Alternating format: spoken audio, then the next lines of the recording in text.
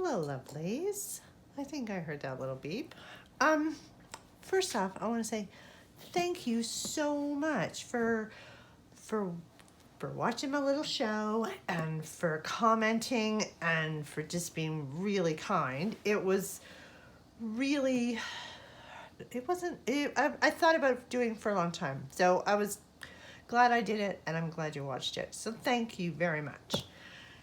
Today, I'm going to share some things that I have found in the thrift shop or shops that are like thrift shops.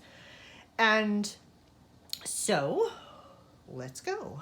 I got my drink. Okay, when I started these things, I said, Bev, you can't drink and you can't swear and there can't be inappropriate humor. And I fear that I'm going to fail on all of those counts. But let's just go with it because I have no power. I don't know how to edit, so whatever comes out is going on. So let's go. The first thing I found at a secondhand store is this book from the Yearbook of the West Indies Countries of the Caribbean from the 1950s. Now, my dogs are whining at the door to come in, but we're just going to ignore them. It was put out by the Barclays Bank, Dominion, Colonial, and Overseas, and I feel really quite bad about having this book because I feel that we were there for nefarious purposes. Because on the back is a advertisement for Canadian flour, so I think, we were down there up to no good is what I feel. And this book doesn't do a lot to, my fears are correct, I think. And it was published, the only two things I know in this book, the only two things I've found, it was published by Thomas Skinner of Canada Limit in Montreal. And they also have an office in London, I think. And somebody, maybe Thomas Skinner's mother, I don't know, but somebody cut out this little thing from the newspaper and has glued it in here. And it's just an explanation. But at the bottom, it says, it's designed to inform the tourist or trader as to where he may expect to purchase groceries, where he may enroll in a dancing school, or where he may complain about his laundry should he be in any of the Indies or the Caribbeans. Okay, I don't know why they had to include that. But anyway, that's what this is. And in the center, so there was that envelope. And then, in this book, I don't think I'll ever cut this up because I think, for the most part, I'm keeping it in case I'm called into court or something, and then I'll have my big book of things that I can say. Yes, I'm the witness who has the West Indies Book of Caribbeans, and I'm prepared to testify on behalf of these countries for all the terrible things we did there, probably. It's a thing for Coroni rum, and it has a really great sales pitch. It says, Coroni is so versatile for long, cool drinks in the tropical summers or short, bracing drinks in the biting winters. That is some good liquor, I think. So, anyway, at first I thought that Thomas Skinner, who had the envelope, had put this in here. This was his best page. But no, I found out that it's bound into the binding. So again, I'll never cut this up probably because I have to save it for evidence.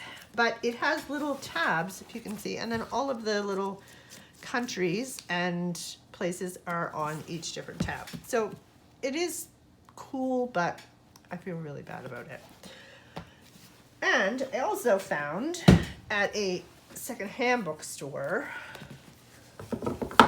this set of different country, they're put out by the American Geographical Society. They're called the Around the World program, and most of them were put out in the 70s or in the 60s. They're not very politically correct. I'm going to say that right now. And again, but inside of them, they have, this is Nigeria, so it has, I think they're for children, maybe, because they have these little stickers, little label stickers in the books, and then these pictures, and then you go through the book and you paste in the, you lick and stick, you paste in your sticks, their little sticker things. So that, I don't know, I was like, So again, I don't know if I'll cut them up because I feel like I'm responsible now for the American Geological collection of around the world books.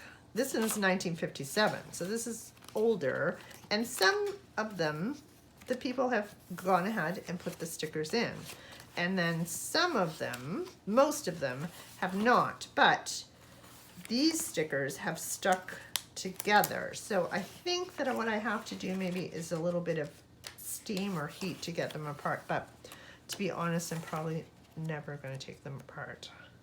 Again, I'll just hold them. This will be the repository for these around the world books, I think.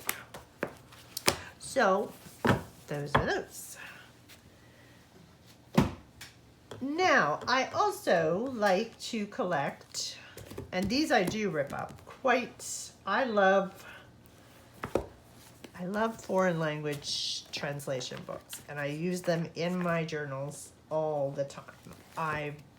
These are good because I haven't ripped them apart, but mostly a lot of I have them already are ripped apart, and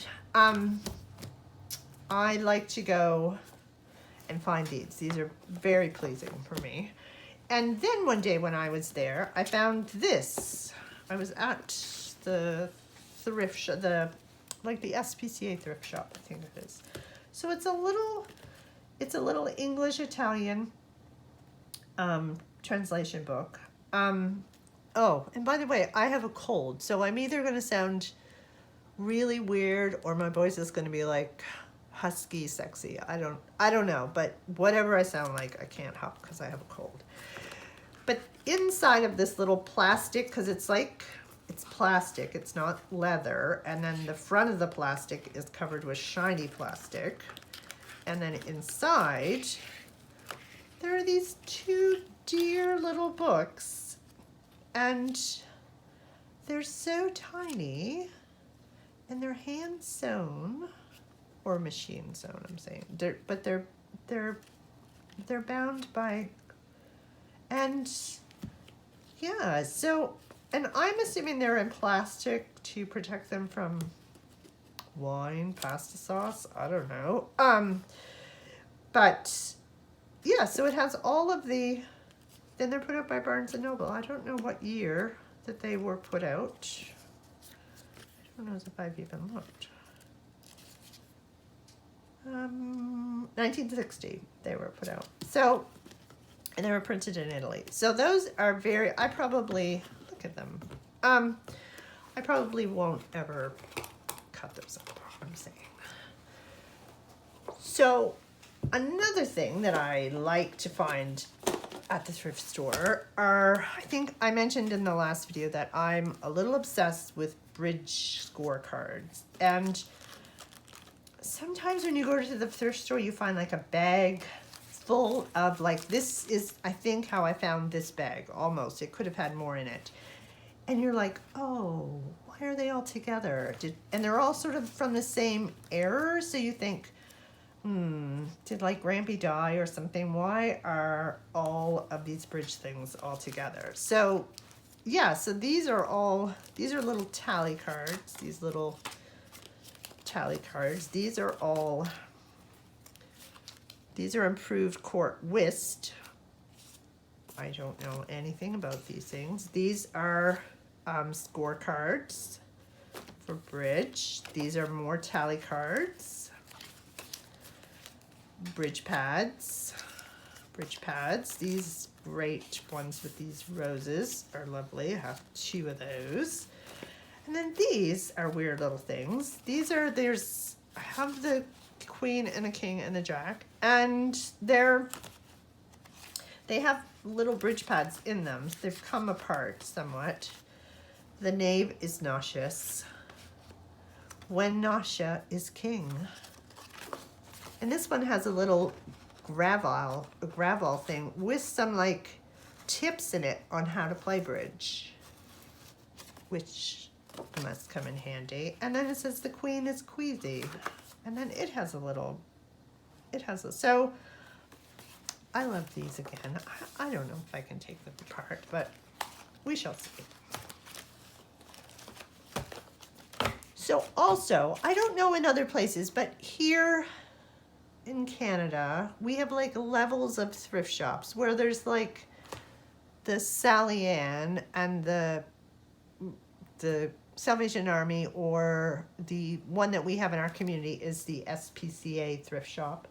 And then above that, there's like professional thrift shops, which are like Value Village, they're called here, or in the Maritimes, or they're called Guy Frenchies, which mostly sell things from the eastern seaboard in the United States. And the Guy Frenchies have been around since I was a child, because my mother she used to believe that Americans made good cotton. So if you got some t-shirts from Guy Frenchies, you were getting some good cotton. And so they also sell household items and some books and stuff, not a lot. So there's different, and then there's like the antique stores where things aren't quite good enough to be in the real expensive antique stores. So I don't know, they're like a flea market, I guess. And I go to different ones. I don't actually go to a lot because I can't control myself when I'm there. So usually I go once a month, and now I've been like, you're only taking $5 and that's it. You're not taking any more money. Because in Alberta, when I lived in Alberta, there were these places called antique malls, which I've been to 2 of them, and they have a whole bunch of little booths, like over 100 booths probably, of different collectible stuff, like anything from like Barbies to linens to antiques to you name it. And then you pay at one central cash. It's not like a flea market where there's a whole bunch of different people selling stuff. It's like there's one central cash, and then there's all these little booths. And my husband and I would go there with our friends, and I just couldn't go anymore because I would get in there, and I've always admired people who know what they want, or they know they're so patient with like looking for that perfect thing. And when I get in those places and there's like 100 booths, I become like an osculating fan. My head just goes everywhere, and I'm like, oh, look at that. That's so pretty. That's so whatever.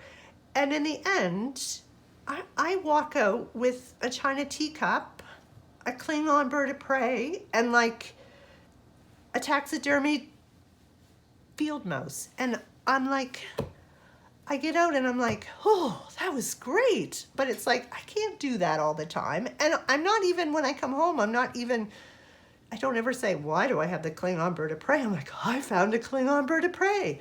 I don't have any more of them. But anyway, so I really try not to go to those places anymore. I don't even know if they have them in Nova Scotia, because I would just bring home the weirdest stuff, and I just have to stop. So I admire you people who go with a purpose and have such patience to look and to find beautiful things, because when I go into a thrift shop, my initial intention is to find beautiful things, and then I just end up finding all of the weirdest things in the world. But one day at the thrift shop, I found a huge bag of postcards. Like, there's more over here, but this was in a big plastic bag.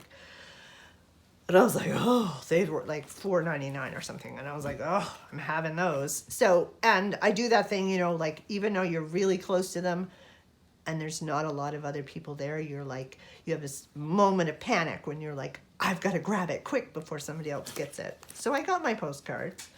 I got them home. The first thing, they're all from about the 1970s, which again, I was like, did these come from somebody's like house? Like, did somebody pass away? And these are all of the postcards that were in the hall bureau drawer. That's my thoughts. And they're mostly from places like the Bahamas, the Virgin Islands, Venezuela, Florida, Amish country. I don't know. The only two states they seem to be from are Pennsylvania and Florida. But they went to Bahamas, Bermuda, Jamaica, England. There's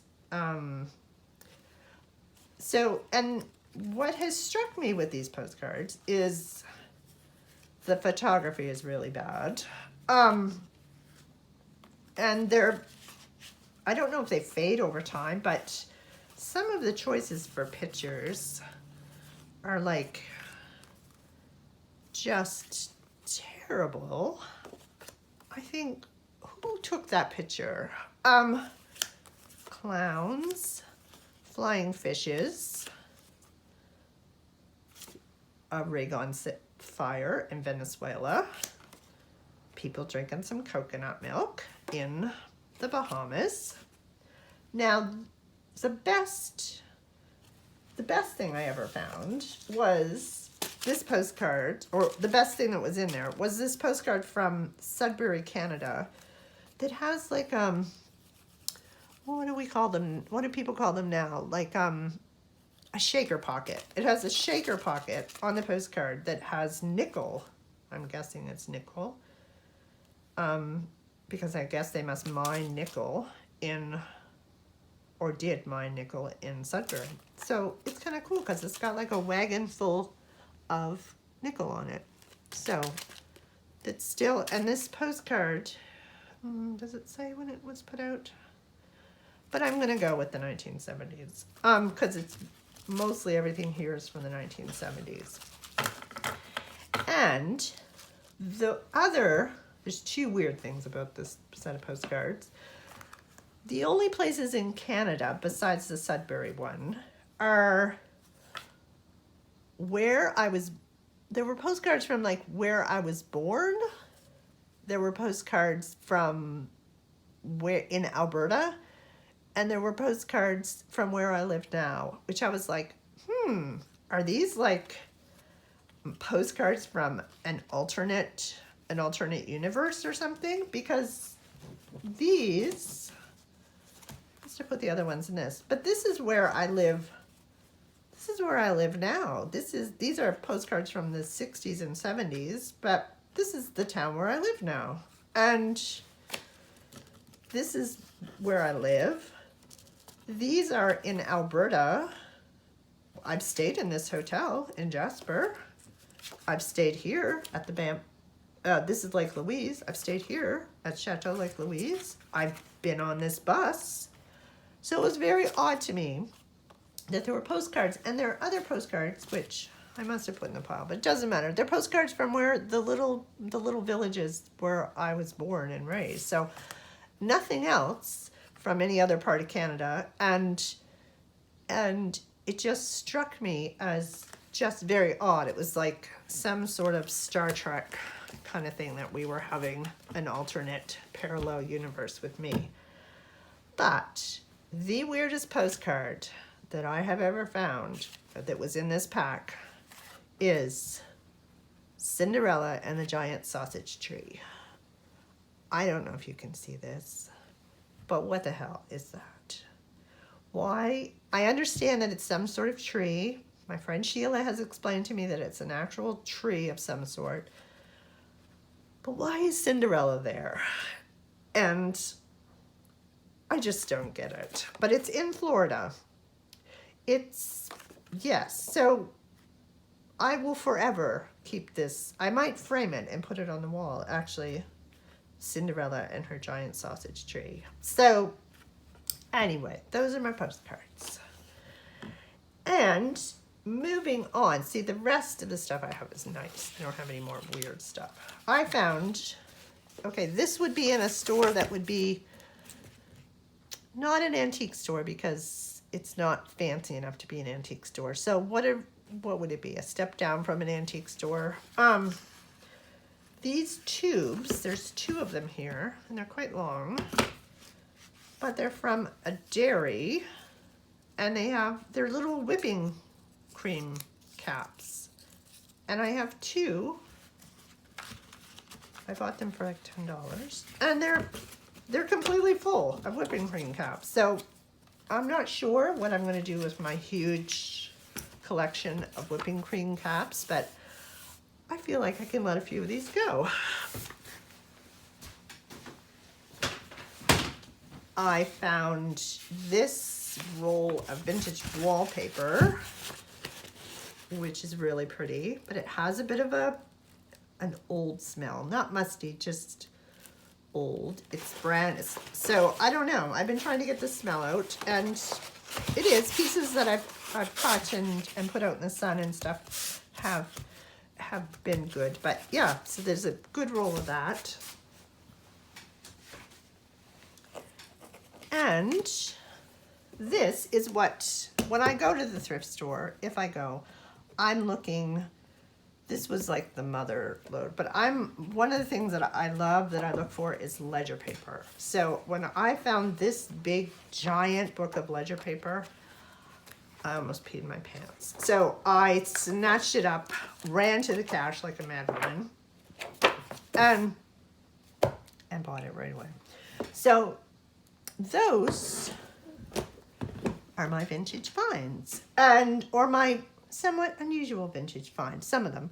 And yeah, and thanks for watching. If you're watching, and if you like it and subscribe, that would be lovely. If you don't, that's lovely too. Got nothing for love for you. And yeah, I'll see y'all later.